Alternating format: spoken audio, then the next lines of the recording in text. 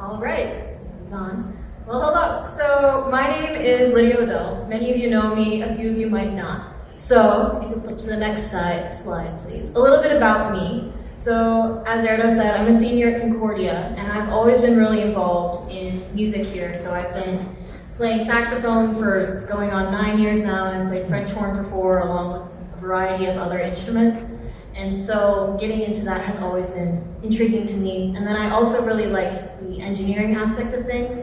I'm currently in my 3rd year of engineering classes at Concordia, and Mr. Jane is the one who teaches those, so it made clear sense for him to be my mentor in this aspect. So just a little bit of background on my project. If you could change slides, please. And change slides again, please. So as a senior in Honors Academy, you're also allowed or required to write a research paper. And I wrote mine about the creation of the saxophone as a whole, because you don't really find much about just the mouthpiece. And so unlike a lot of other instruments, the saxophone was created by pretty much just one guy. His name was Adolph Sax, and he had a really interesting childhood. I highly recommend if you ever are in for a good story. He has a whole host of just fascinating things that happened to him as a kid, but he developed it with his dad, who was also an instrument maker, and spent a lot of time doing that. And after doing just the mouthpieces and just tweaking the mouthpiece, I can only imagine how much work it would take to do all of the little parts. So if you go ahead and advance. So this is a little diagram to kind of help you picture just how much someone in that capacity would have to do, or somebody who was inventing or doing full instrument design and not just designing a piece. There's a million little pieces that go into things, especially into woodwind instruments. Change slides, please. So we're going to begin talking about the mouthpiece itself. So the first thing we are going to talk about is the chamber. If you could get that picture up there. So the chamber of the mouthpiece, if you can see in the diagram, that's going to be right inside. So it's contained, if I had one of these cut open, I'd show you that. But it's contained right in the middle, and it determines how high or like how bright or how dark the sound is. So something that is really bright is going to sound really like brash, really loud, really kind of like an obnoxious sound. It's going to have more of the higher frequencies, even if it's a fuller sound. Something that's darker, think like a tuba, it's going to be really whole, really round sounding. And so the size of the chamber determines how bright or dark the sound is. The next thing that's on there is the baffle, which is more apparent to the player than it is to anybody else. And it really depends how resistant the mouthpiece is and how much the reed, like what reed strength you would need to use in order to get a good and high quality sound out of it. And as you can see on the diagram, it's like in between these pieces of it. And then the last, and for me, the arguably most important thing was the tip opening. And that is the space between where the reed is going to sit and where the mouthpiece is. You can see it most clearly on that image. If I had a reed on here, it would just look like it's touching it. So the tip opening is what determines if you can get any sound out of it at all. If you don't have a tip opening, you get no sound. The sound is just created by the reed itself vibrating in front of the mouthpiece with your air blowing over it. So when I began this project, I started down here. So you can see my little Christmas tree, if you would, of mouthpieces. And this is the first one. And as you can see, unlike the ones up here, it's got a little piece of Scotch tape on it saying, oh, this is the letter, this is the number, this is the very first one of the very first model. And it had no tip opening. I didn't know I needed that. I wasn't thinking about that. And it is modeled after this little cheap metal one that I bought offline because I wanted something with an easy shape to mimic. If I didn't have something with an easy shape to mimic, that would make my life in CAD, designing it, really difficult. So if you can advance to the next slide. The next slide. The next slide. There you go. So, as I'm designing it, this video is going to be a little long, so I'm going to have to go ahead and start it up. But it's going to go through the steps that I do in Fusion 360. And so this is a program that all the engineering students get to use for free. Oh, that needs to get restarted. That's left from earlier. That should be way slower than that.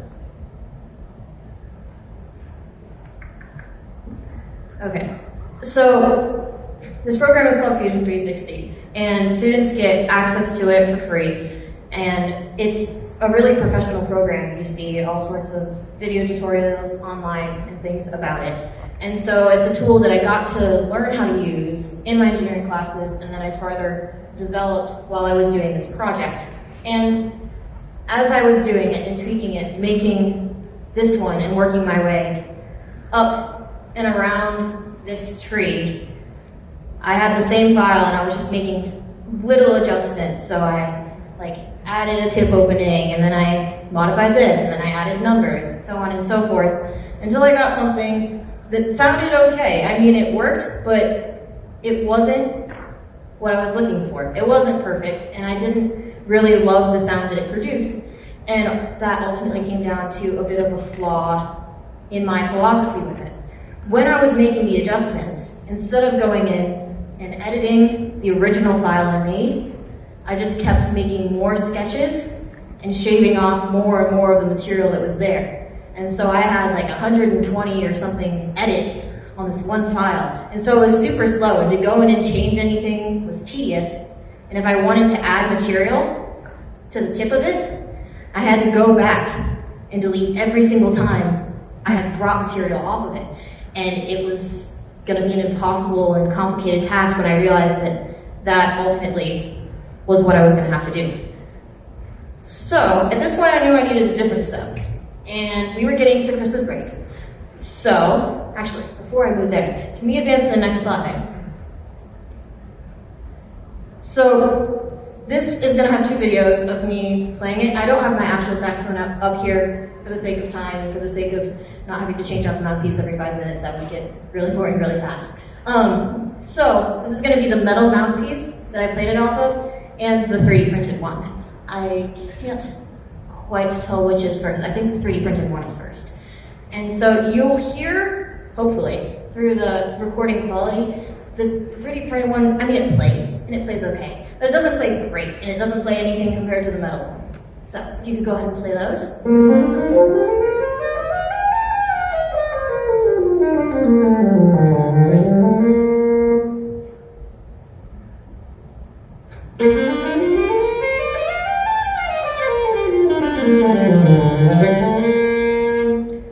So the second one has quite a bit more punch to it, and that is typically how mouthpieces that are meant for that are meant for jazz playing go, and most metal mouthpieces that you see are meant for jazz. However, in my research, just kind of looking at things, the material doesn't really matter. So a lot of your jazz mouthpieces, like I said, are going to be made of metal, but the metal itself isn't what makes it bright. It's more the shape of the mouthpiece than anything, which is part of why I can 3D print them and I don't have to use hard rubber like most of your standard mouthpieces are. You go ahead and advance slides. So this is a little bit of documentation. I know that it is very small, but this walks through all of the changes that I made, again, as I was going around the tree, and all of the things that I noticed, and I play tested each and every one of these, and I'm like, oh, I kind of like this feature, I kind of don't like this feature, and I actually ended up going one mouthpiece too far. When I got to A7, my 7th model, I changed something that I thought I wanted to change, but then when I played it, it didn't play the way I wanted it to. And so A6 was really my preference for that, and I don't even think I put A7, I don't think it made space on there. But yeah, so that was another sign that I really needed to get a fresh blank slate and start again.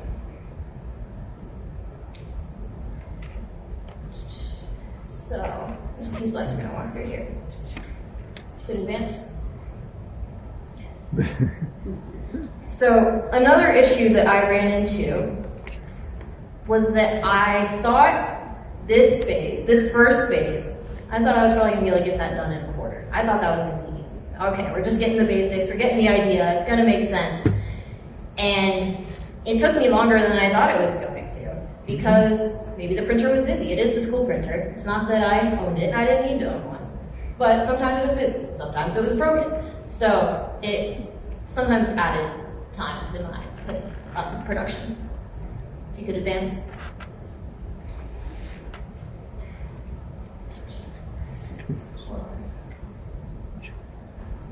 So yeah, I have actually already talked through most of those.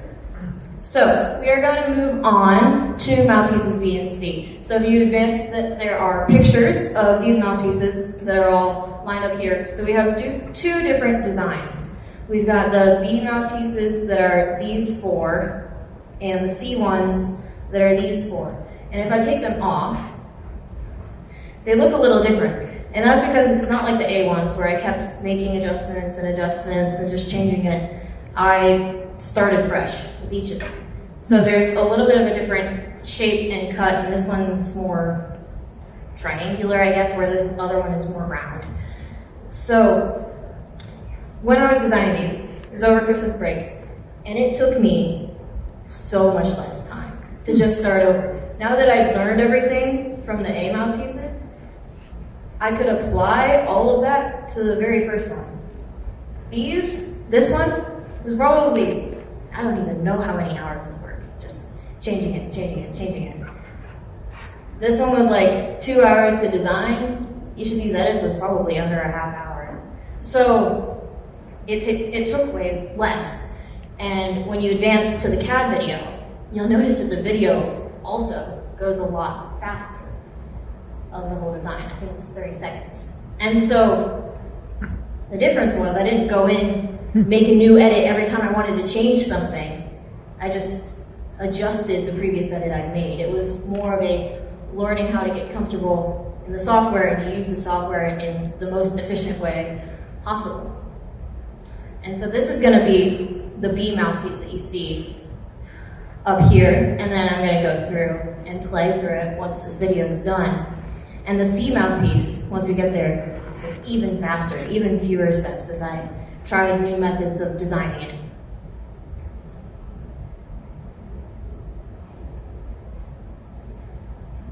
So this is going to be the B mouthpiece compared to my band organ. And ultimately, this was my favorite. This was my preference, even over the C model. I think if I was to choose to play on it, I think it plays pretty much as well as my band organ mouthpiece does.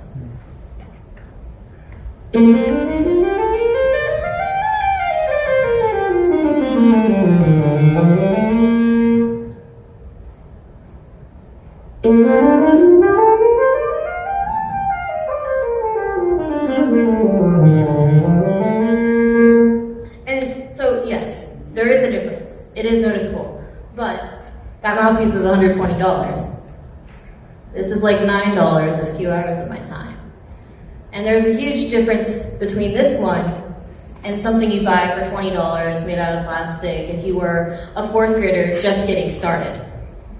So the next slide is going to have the same breakdown as I did for the A. And again, way less steps. I only had to do like 4 iterations of this one, and because I already knew what the problems were. When I got to this one, I'm like, oh, it's playing not well, like I can't get sound over it. That means the tip opening is too small. And oh, this one's brighter than I wanted it. And so on and so forth.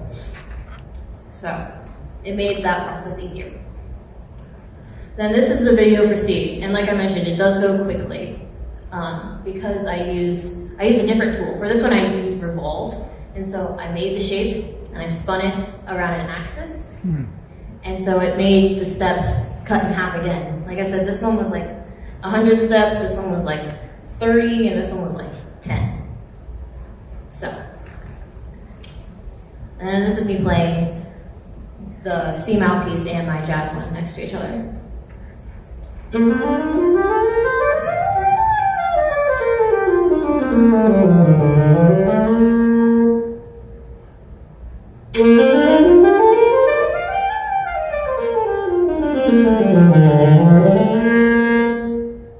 Yeah. So this jazz mouthpiece is brighter than the other jazz one. Could you hear when I got down to those low tones? They sounded fuller, they sounded darker. That's what I mean when I say have dark, have a little bit of weight to them. And again, there's that documentation to it. And when I was doing these mouthpieces, these are more common models. Like I said, this metal one was based off of something I couldn't even figure out what brand it was. I looked, it wasn't listed. But these, I could go online and I could just Google, like, what's the tip opening? How many millimeters or inches is the tip opening on this mouthpiece? And put that right into my program. I didn't have to deal with the error of me attempting to measure it with a caliper when I put a reed on it. It was so much more exact to do it the other way. So after I was done, and I had 2 mouthpieces that I was pretty happy with, I gave them to people to try. I gave them to a couple students at Homestead. I gave them to a couple students at Concordia to play during pep band one day. I gave them to a student who goes to Lawrence Central to let their lead players play it. I had somebody who was a friend of a friend who lived in Canada, who had a 3D printer and knew how to use it. And so I could just send him the file, and he'd had practice printing them. He's like, this actually plays really well. I've tried Googling, tried finding mouthpieces on my own. They've never really worked, and this one does. And that was really cool. Yeah. So, but to the next slide. What's the point, though? If you could just go and buy a mouthpiece, like I said, these aren't perfect. They can be tweaked. Why make one? And it really comes down to giving those underclassmen, giving those freshmen, something that's in between, so that they aren't buying something made of $20, it'll break, but they aren't paying $100, $200, $300, $400 for like a really nice one. And again, these, they can just go up to Mr. James here and be like, hey, can I have a mouthpiece? Like $4 for the filament? It's only like 9 grams. So if you know anything about 3D printer filament, by the gram, it's not that bad. So yeah, and in addition, if the students were into engineering at all, they could look at the file and be like, actually, I want to mess with this. I want to make it bright. I want to make it darker. I want to change it. And it's not that difficult because the basic design's already there. They just got to tweak a measurement or 2. So next steps for me, I'm going to find a way to share these files. I'm probably going to put them on a USB drive. I'm probably going to put them in a couple maker spaces so that other people can find them and use them for themselves. And I'm going to print 3 or 4 for Mrs. Borath to have to give to kids for a while and make sure that there's a way for kids to easily see that they can get them from Mr. Jane. Easily. Have some kind of paper, have some kind of box displaying them out. There are companies that 3D print mouthpieces. That's part of why I knew this was going to work. There's a company that exists. It's called CEOS. I found a lot of my resources from them. They have a lot of really interesting information diving into like how a mouthpiece is structured. But again, it costs you like $200, which is why I didn't buy one to compare it to the ones I already have. Because why would I spend that kind of money when I can just use what I have? So, yeah, that is basically it. Do we have any questions at all?